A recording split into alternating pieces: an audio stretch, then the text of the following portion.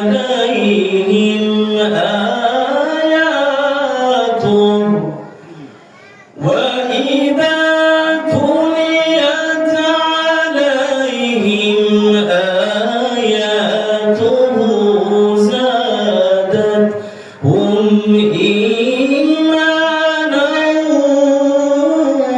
وعلى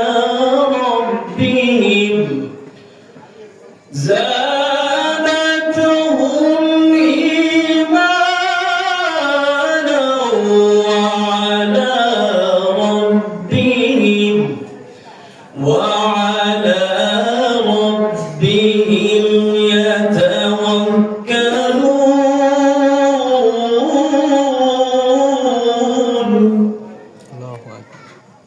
এই আয়াতের মধ্যে আল্লাহ পাক বলেন মুমিন কারা ইদা যুকিরাল্লাহু ওয়াজিলাত কুলুবুহুম আরে মুমিন তো তারা যাদের সামনে আল্লাহ পাকের নাম উচ্চারণ করার পরে আল্লাহ তাআলার ভয়ে তাদের কলব তাদের অন্তর প্রকম্পিত হতে থাকবে।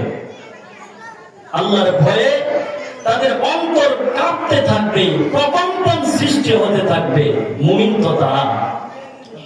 মুসলমান বন্ধুরে আমার, শুধু তাই না, মুমিনের আরেকটা গুণ হলো যখন তাদের সামনে কোরআনুল কারীম তিলাওয়াত করা হবে তখন তাদের ঈমানের পাওয়ার বাড়বে।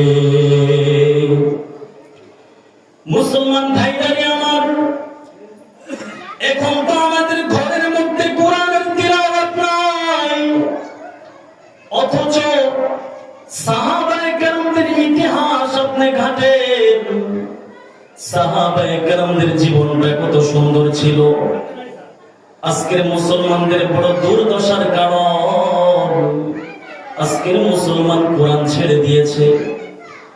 রাসূল বলেছেন, ও আমার উম্মত, দুইটা জিনিস তোমরা আঁকড়ে ধরবে। যতদিন পর্যন্ত তোমরা দুইটা জিনিস আঁকড়ে ধরবে ততদিন পর্যন্ত তোমরা পথভ্রষ্ট হবে না, ইহুদ আর নাসারাদের হাতে তোমরা মার খাবে না। দুইটা জিনিসের এক নাম্বার হলো আল্লাহর কালামুল্লাহ শরীফ, দুই নাম্বার হলো রাসূলুল্লাহর সুন্নাহ। এই দুইটা জিনিস আজকের মুসলমানদের ঘরের মধ্যে নাই। ও মুসলমান, আল্লাহ রাব্বুল আলামিন এই আয়াতে কারিমার মধ্যে বলেন, ওয়া ইযা তুলিয়াত আলাইহিম আয়াতুহু زادتهم إيمانا وعلى ربهم يتوكلون